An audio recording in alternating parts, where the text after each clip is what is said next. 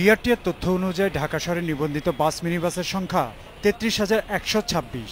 ১ কোটি নগরবাসীর জন্য এই সংখ্যা খুবই নগণ্য।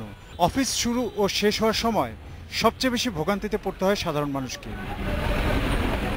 এদিকে পরিবহন সংকটের সুযোগ নিয়ে বাস কর্তৃপক্ষ স্বেচ্ছাচারী আচরণ করে বলেও অভিযোগ যাত্রীদের।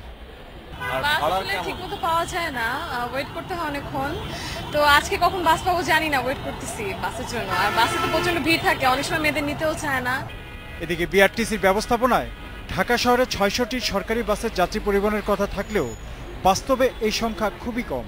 তবে ভারতীয় অর্থায়নে আরও বেশ কিছু বাস আনার বিষয়টি প্রক্রিয়াধীন বলে জানিয়েছেন সড়ক পরিবহন ও সেতুমন্ত্রী। ইন্ডিয়ান লাইন অফ ক্রেডিটে আমরা কতগুলো প্রস্তাব আমাদের পড়ে আছে। মিনিস্ট্রি অফ ফাইন্যান্সের অ্যাডভাইজার উনি এর দায়িত্বে আছেন, ওনাকে বারবার আমি বিষয়টা প্রেশার দিচ্ছি। আসলে গাড়ি আমাদের খুব দরকার। এর সংকট কিছুদিনের মধ্যে বোধহয় সেনাবাহিনী কিছু অতিরিক্ত তারাও কিছু বাস নামানোর পরিকল্পনা হাতে নিয়েছে। এদিকে গণপরিবহনের সংখ্যা না বাড়লেও প্রাইভেট গাড়ি বাড়ছে প্রচুর।